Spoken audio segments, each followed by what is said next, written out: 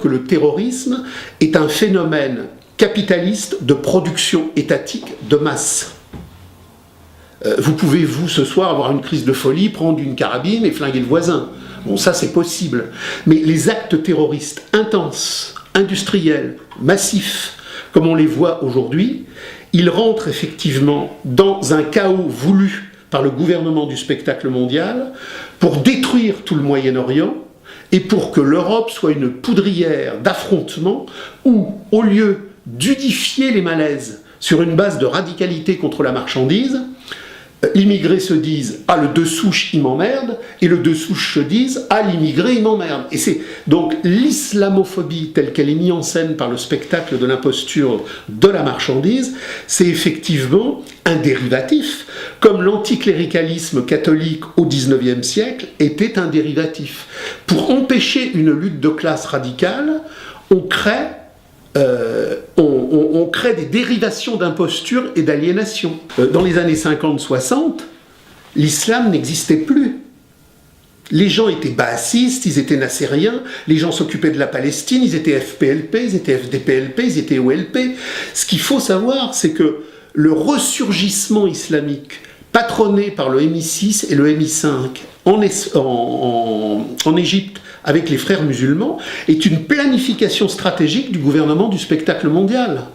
Au début du siècle, vous aviez des tas de types qui arrivaient à Paris, des ouvriers maçons, des ouvriers charpentiers, et dans une désespérance qui n'avait pas justement ce sens critique, la police créait des réseaux.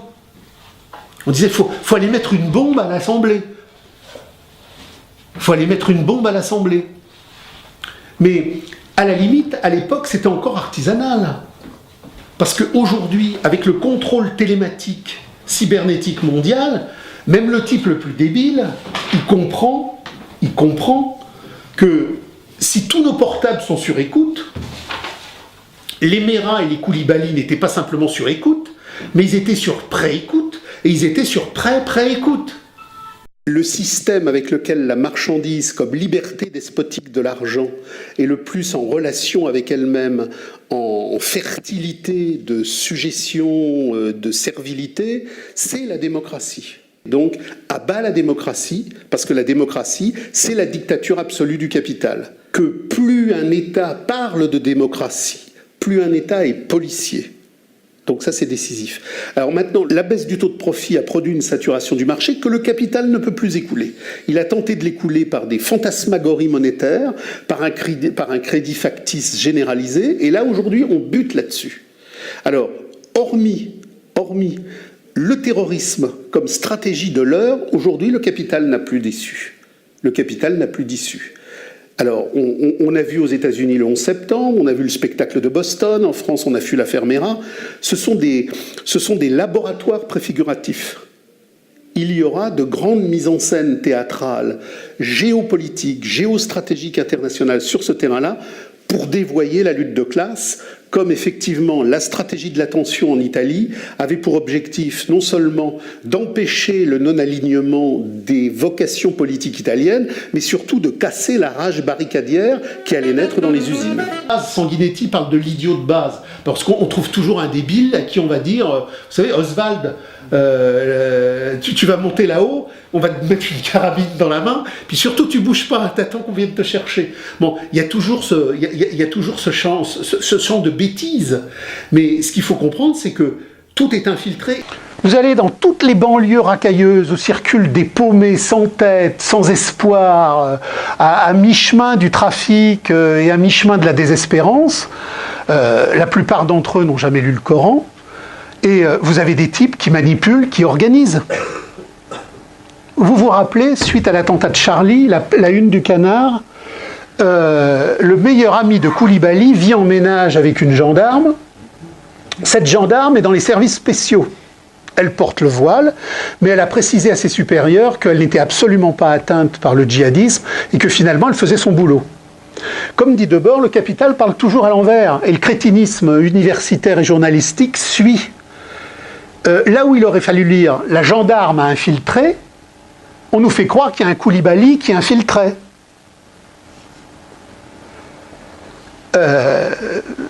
Action Directe était totalement infiltrée, les djihadistes sont totalement infiltrés, il n'y a pas besoin de lire. Il n'y a pas besoin de lire. Je veux dire que la logique de radical critique du fétichisme de la marchandise, elle est limpide, elle est claire et elle est nette. Alors vous, demain, l'un d'entre vous, parce qu'il aura une crise de folie, peut aller mettre une bouteille de but à gaz dans une poubelle. Bon, ce petit acte artisanal sans effet aura peut-être une autonomie réelle. Mais ce que nous ont appris Marx et Debord, c'est que tout acte terroriste d'intensité stratégique est étatique.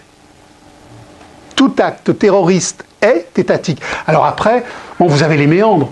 Vous avez plein de braves flics de base qui ne sont pas dans les sphères intermédiaires, qui n'y comprennent rien et qui ne savent rien. Il faut remonter dans les appareils. Mais ce n'est pas un complot.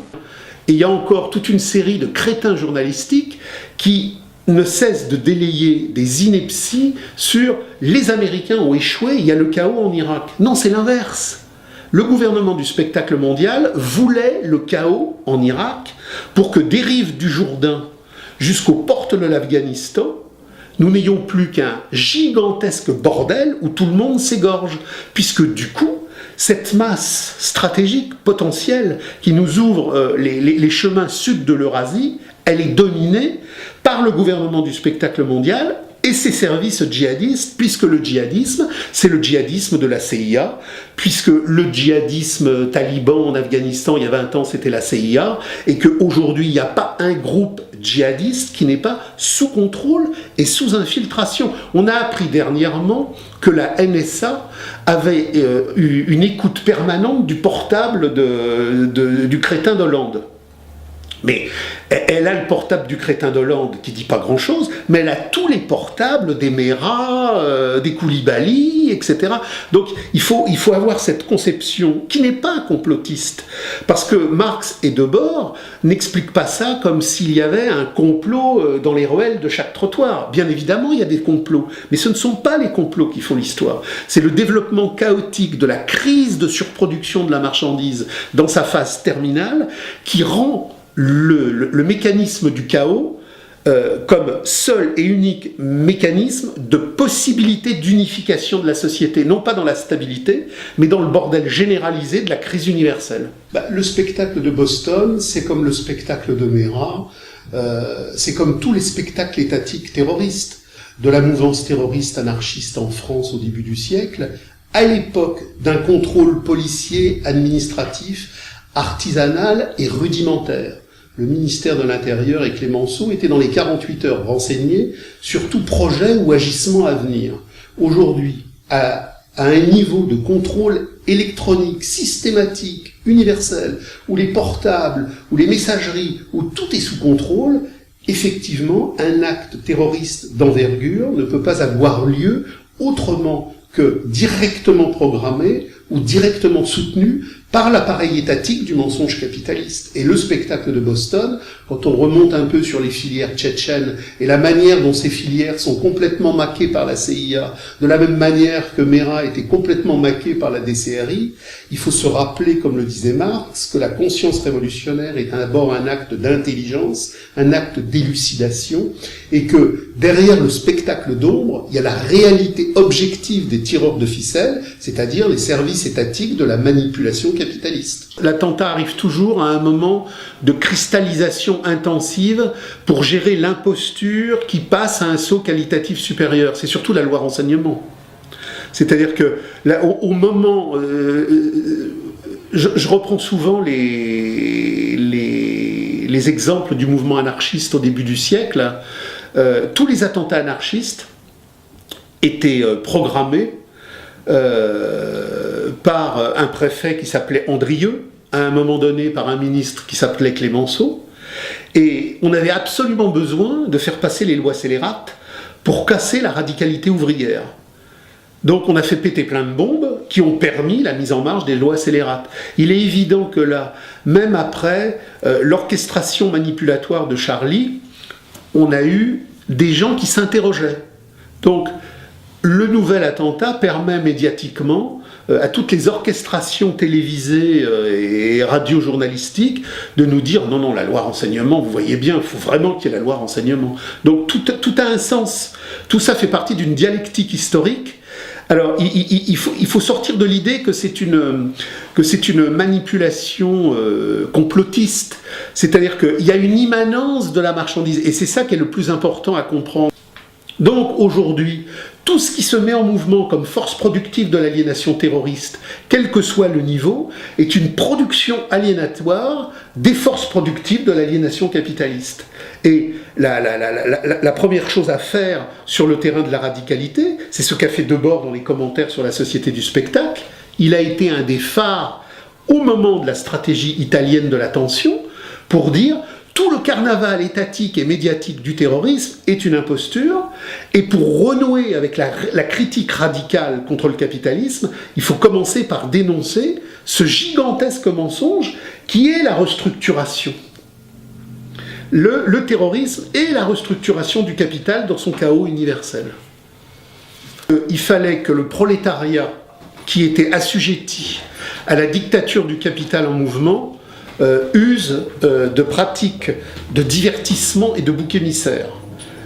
Les Clémenceau et toute la classe capitaliste maçonnique du XIXe siècle ont fait bouffer du curé aux ouvriers pour cacher que la forme supérieure de la marchandise était laïque. C'est-à-dire que les vieilles religions doivent disparaître parce que la seule religion, c'est le monothéisme de la marchandise.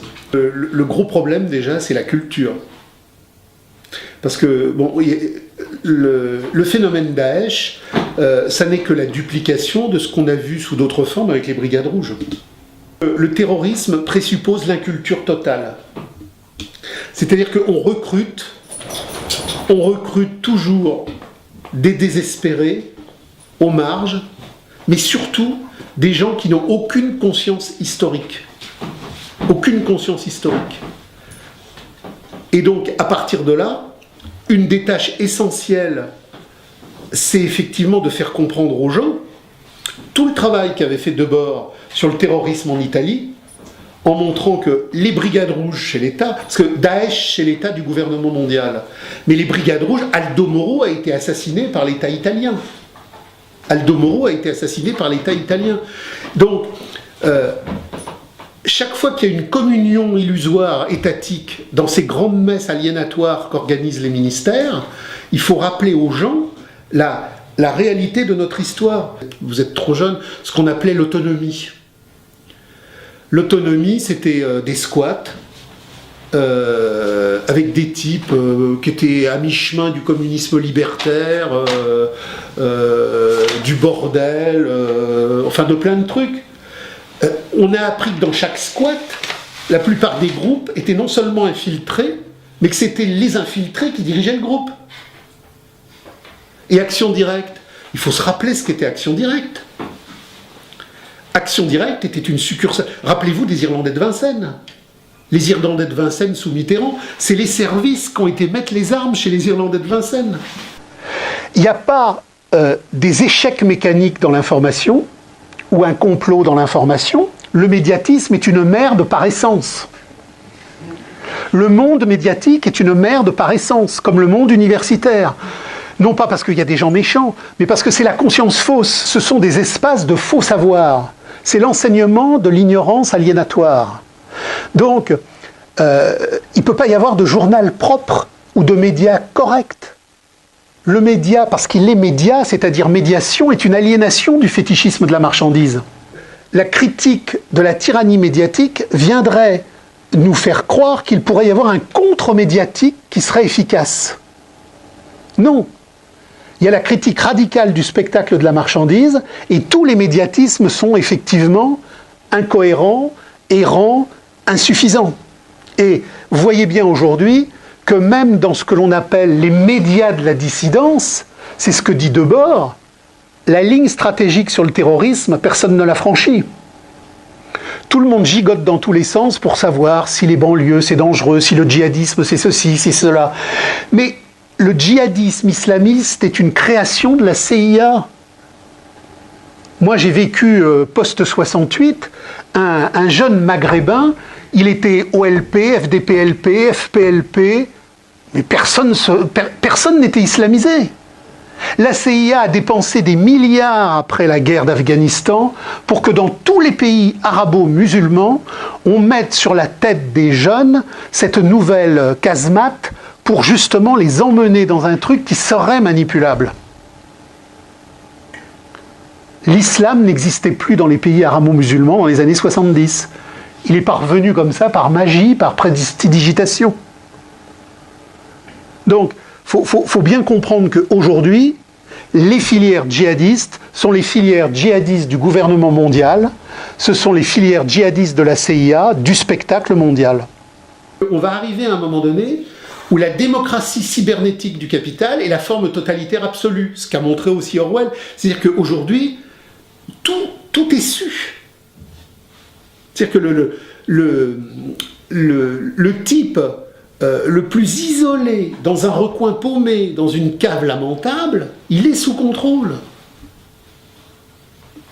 Et toute activité est sous contrôle. Il n'y a qu'une activité qui ne peut pas être sous contrôle, c'est l'automouvement radical du prolétariat. Parce que quand vous avez 20 couillons dans un café qui veulent créer le parti et l'avant-garde, ils ont dans cette culte narcissique de la participation historique, ils se sont autoproclamés comme les plus en avance. Bon, ils sont 20 dans un café. Il y a 3 mecs des services. Et 3 mecs des services qui vont pouvoir les manipuler. Mais quand vous avez en 68, d'un seul coup, des millions de grévistes qui n'obéissent à personne, et qui avance avec fracas sur le terrain de la radicalité. Alors ça a échoué parce que les conditions historiques ne permettaient pas. Mais quand vous avez 10 millions de personnes en mouvement de conscience radicale, eux, ils ne sont pas infiltrables. La seule chose qui ne soit pas infiltrable, c'est le mouvement de l'auto-émancipation qui n'obéit à aucun parti. Par contre, n'importe quel secte, n'importe quel parti, n'importe quel sous-parti, il est déjà sous contrôle.